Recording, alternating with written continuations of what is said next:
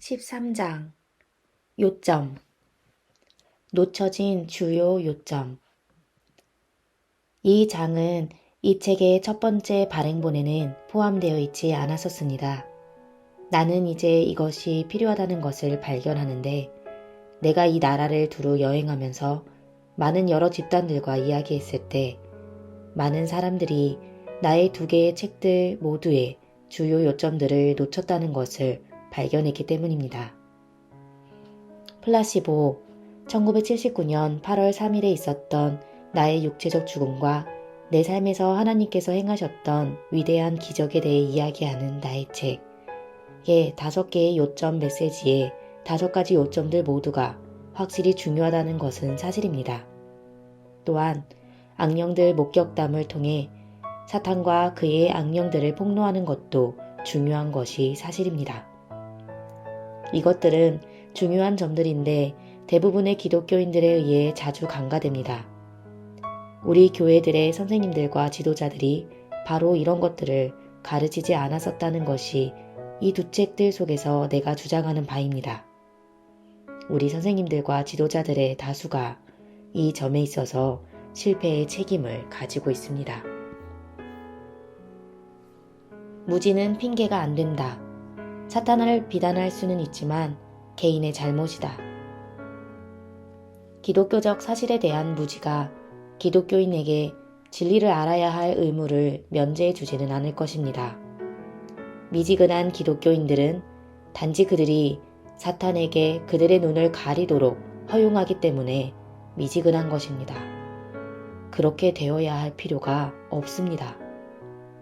마태복음 13장에서 우리의 주님은 씨 뿌리는 자의 비유를 말씀하십니다.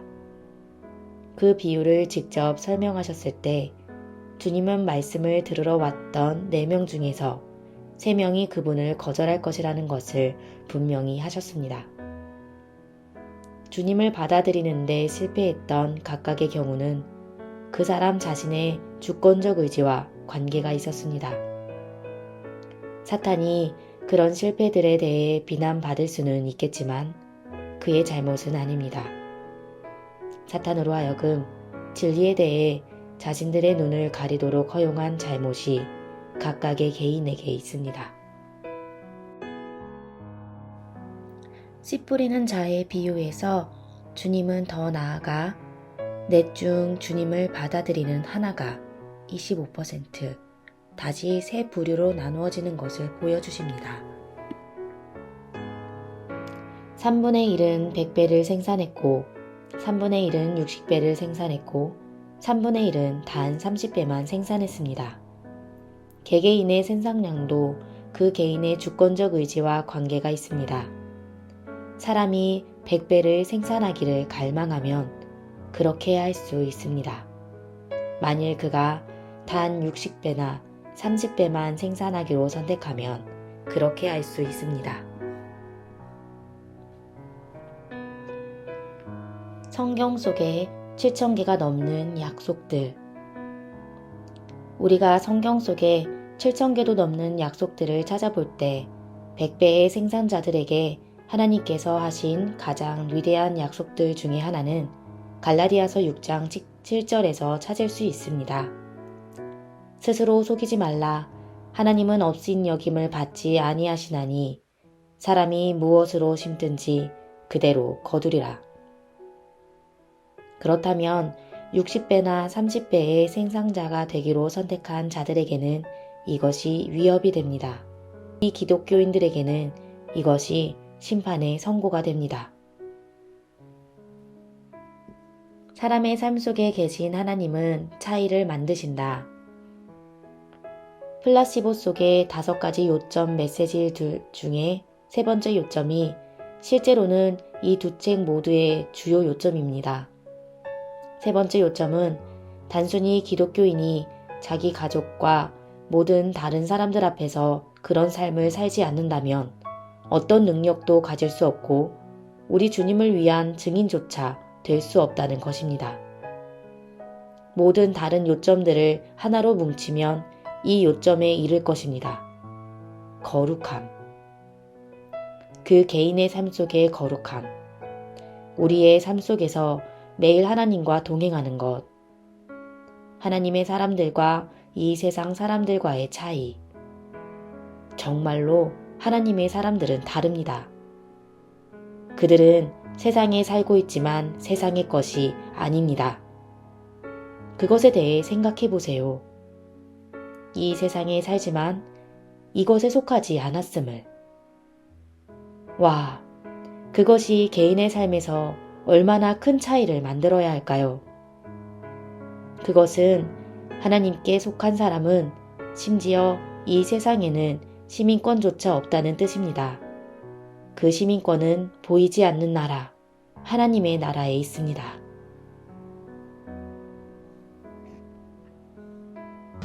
사람은 진리를 가지고 싸운다. 구원, 거듭남에는 책임이 따릅니다. 선생님들과 지도자들이 진리를 가르치고 어린 기독교인들을 진정한 말씀의 양식으로 먹여서 그들이 말씀 안에서 자라나게 해야 할 책임입니다. 자라기 위해서는 하나님의 진리의 말씀을 공부하고 묵상해야 합니다. 사탄이 우리의 삶 속에서 일하려고 할 때 우리는 하나님의 말씀을 통해서 그를 폭로하는 법을 배웁니다. 우리는 오직 하나님의 말씀의 진리에 대한 지식을 통해서만 영적 전쟁에서 사탄과 그의 악령들을 이길 수 있습니다. 이것이 유일한 방법입니다. 다른 방법은 없습니다. 사람은 이런 사실들을 일찍 배워야 합니다. 하나님의 거룩한 말씀이 우리가 사탄과 그의 힘에 대적하여 가진 유일한 무기입니다. 보통은 영들을 시험해 보아야 한다. 우리가 그 책임들에 실패할 때 사탄은 우리를 이길 수 있습니다. 교회의 선생님들과 지도자들이 온 세상을 가르치는 데 실패하고 어린 기독교인들이 온전한 말씀을 공부하는 데 실패하면 그때 사탄은 그런 사람들에게 자기가 원하는 것을 무엇이든지 할 수 있습니다. 온전한 말씀은 성경의 진리를 의미합니다. 적의 정체를 파악하는 것. 하나님의 말씀인 성경에 비추어 보아 어떻게 그와 그의 악령들의 정체를 파악하는가? 사람의 삶 속에서 그들의 사역을 어떻게 아는가? 어떻게 성경이 말하는 대로 영들을 시험하는가? 우리는 성경 자체로부터 사탄이 자주 우리에게 성령인 척하며 오지만 사실은 그것이 항상 불경스러운 영이라는 것을 압니다. 하나님의 말씀의 진리에 대한 지식이 없으면 사람은 쉽게 사탄의 음성을 성령의 음성으로 믿는 실수를 하거나 속을 수 있습니다. 사탄은 실제이다. 하나님의 말씀의 진리에 대한 온전한 지식 없이는 영적 전쟁에서 이기는 것이 불가능합니다. 사람은 영적 세계가 실제이고 사탄이 실제적인 개인적 존재이고 악령들이 실제적인 개인적 존재들이며 그들이 각각의 기독교인의 삶 속에서 패배를 가져다주는 모든 상황들 배후에 있는 바로 그 존재들이라는 것을 믿을 뿐만 아니라 알아야 합니다. 만일 사람이 성경을 믿는다고 고백하면 어떻게 이런 존재들의 실제성을 부인할 수 있습니까? 그러나 이 나라 전체에 수천 명의 소위 기독교인들이 바로 그렇게 하고 있습니다. 성경학자들에게 훈련받았다는 설교자들조차도 이 존재들의 실제성을 부인합니다. 예수님은 악령들의 존재를 믿으셨다. 예수님은 악령들이 실제라고 믿으셨습니다.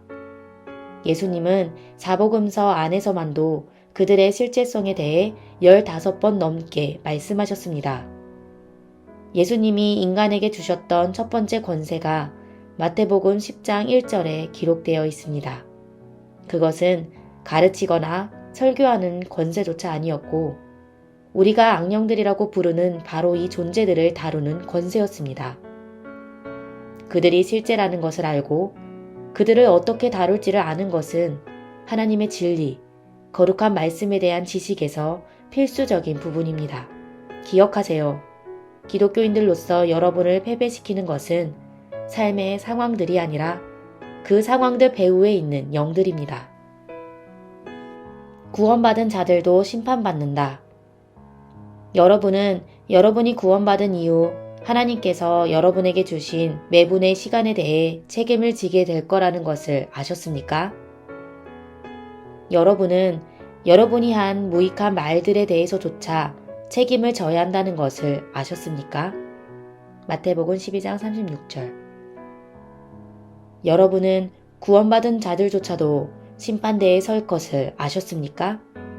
네, 나는 여러분에게 구원받은 자들이 심판받는다고 말씀드렸습니다.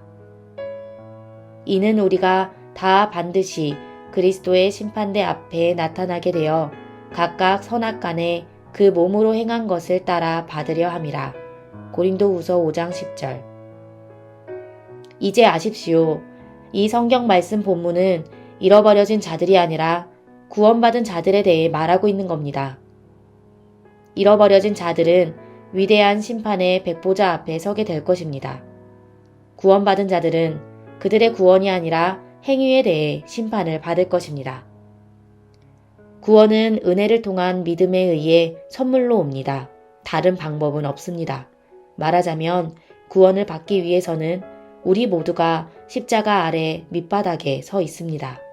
구원은 우리 주님께로부터 오는 선물로서 모든 받는 이들에게 같은 방법으로 옵니다. 구원받은 후 우리는 우리의 매분의 시간과 우리가 그것을 가지고 무엇을 하는가에 대해 그리스도의 자비의 보좌 앞에 섰을 때 책임을 지게 됩니다. 그것이 갈라디아서 6장 7절의 성경 본문이 믿는 자들에게 그렇게 중요한 이유입니다. 심지어 우리의 공적들도 심판받는다. 믿는 자들의 심판은 천년 왕국 전에 그리스도의 자비의 보좌 앞에서 일어날 것입니다. 이 심판으로 각각의 기독교인이 그리스도의 정부에서 지배하고 통치할 장소나 지위가 결정될 것입니다. 이것은 상을 주거나 빼앗는 것입니다. 이 진리에 비추어 보면 공적은 심지어 더욱 중요해집니다. 그냥 아무 공적이나 되는 것은 안 됩니다. 모든 공적들이 시험받을 것이고 그 시험을 견디는 것들만이 보상을 가져올 것이라는 것을 이제 아십시오. 고린도전서 3장에서 우리가 기독교인으로서 그 위에 세울 수 있는 기초에 대해 말합니다. 우리는 오직 예수 그리스도의 기초 위에서만 세울 수 있습니다.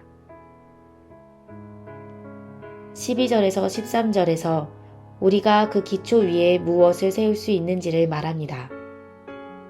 만일 누구든지 금이나 은이나 보석이나 나무나 풀이나 지푸로 이 터 위에 세우면 각 사람의 공적이 나타날 터인데 그 날이 공적을 밝히리니 이는 불로 나타내고 그 불이 각 사람의 공적이 어떠한 것을 시험할 것임이라. 우리는 바로 이 구절에서 우리의 선한 행위들, 금, 은, 보석들로 만들어진 것들이 불의 시험을 견딜 것이라는 것을 압니다. 우리 모두는 불이 나무나 풀이나 집에 붙으면 어떻게 되는지 압니다. 그것들은 타버릴 것입니다. 사람이 천국에서 손실을 입을 수 있는가? 이제 이 똑같은 성경 말씀이 우리의 공적이 불타면 우리가 손실을 입게 될 것이라고 말합니다. 그게 뭘까요? 구원받은 자가 손실을 입을 수 있습니까? 이것에 비추어 보면 갈라디아서 6장 7절이 점점 더 중요하게 보이게 됩니다. 우리가 그리스도의 자비의 보좌 앞에 서서 우리의 죄가 아니라 우리의 공적에 대해 설명하게 될 것이라는 것을 기억하십시오. 우리의 죄는 용서받았고 더 이상 기억되지도 않습니다. 우리는 우리가 구원받은 이후 우리의 시간으로 무엇을 하는가에 대한 책임이 있습니다. 무익한 말들에 대해서조차도. 이것은 하나님과의 그 거룩한 동행을 너무나 중요하게 만듭니다. 거룩함의 삶. 그것이 하나님께서 자신의 백성들에게 다른 어떤 것보다도 더 원하시는 것입니다. 우리는 무엇을 세워야 할지 아는가? 주위를 둘러보면 우리는 바른 기초에 세우고 있기는 하지만 잘못된 재료들을 사용하고 있는 기독교인들을 봅니다. 그들은 풀과 나무와 짚으로 세우고 있습니다. 이제 우리는 풀과 나무와 짚이 불로 시험받을 때 어떻게 되는지를 압니다. 그것들은 불타버립니다. 100배 미만의 생산자가 거룩한 삶을 사는 것은 불가능합니다. 거룩한 삶이 단단한 기초 위에 서는 유일한 것입니다. 오직 하나님의 진리, 그분의 말씀에 대한 온전한 지식이 있어야 사람이 거룩한 삶을 살거나 100배를 생산할 능력이 있습니다. 하나님의 진리, 그분의 말씀에 대한 지식이 이 능력을 개별적 신자에게 부여합니다. 오직 사탄에게 속지 않을 때에만 그 사람이 하나님과 온전히 동행할 수 있습니다. 성경은 진리를 가지지 않는 자들은 사탄의 뜻대로 포로로 잡힐 수 있다고 말합니다.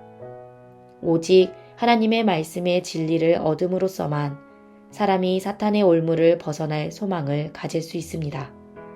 디모데후서 2장 25절에서 26절. 온전한 진리가 무엇인가 모르고 있다. 성경이 진리에 대해 말할 때 이것은 하나님의 모든 말씀을 의미합니다. 하나님은 거짓말을 하실 수 없습니다. 진리를 안다는 것은 영적 세계의 실제성과 그 안에 있는 존재들에 대한 지식도 포함합니다. 이 지식이 없이는 여러분이 온전한 진리를 가질 수가 없습니다. 사탄과 싸우기 위해서는 사람이 온전한 진리를 가져야 합니다. 사람이 존재하지 않는다고 믿는 적을 대적할 수는 없습니다. 만일 여러분의 마음속에서 사탄의 악령들이 실제가 아니라면 여러분이 그들을 대적할 수 없는 것이 이치에 맞습니다. 100배 생산자의 비밀. 친구여, 당신은 주권적 의지를 가진 주권적인 존재입니다. 그것은 하나님도 위반하지 않으시는 의지입니다. 하나님께서 당신의 삶 속에서 일하시려면 당신이 그분께 그렇게 하시기를 요청해야 합니다. 그분은 당신의 의지를 거스려서 일하시지는 않을 것입니다. 한순간도 당신이 그냥 앉아서 하나님께 나는 당신께 모든 것을 드립니다. 당신이 처리하세요. 나는 그것에 대해 전혀 아무것도 안 할 겁니다. 라고 말하고 나서 그냥 세상으로 나가 나머지 세상 사람들처럼 살 수 있다고 생각하지 마십시오. 그렇게는 안 됩니다. 당신이 거기에 관여를 해야 합니다. 당신은 진지하게 마음을 다해 노력을 해야 합니다. 유다서는 성도에게 단번에 주신 믿음의 도를 위하여 매일 힘써 싸우라고 말합니다. 유다서 3절. 예수님 자신도 우리에게 분투하라고 상기시키셨습니다. 이제 여러분이 싸우다와 분투하다라는 이 두 단어들의 의미를 찾아서 그것들이 무엇을 의미하는지를 보십시오. 여러분도 그렇게 하실 수 있습니다. 네, 친구여. 이 두 책들의 주요 요점들은 100배를 생산하는 기독교인의 삶은 매일 자기를 십자가에 못 박는 사람의 삶이다. 라는 바로 이 사실을 전달하려는 시도였습니다. 바울이 그것을 가장 잘 말했습니다. 나는 매일 죽노라. 하나님께 영광을 바칩니다.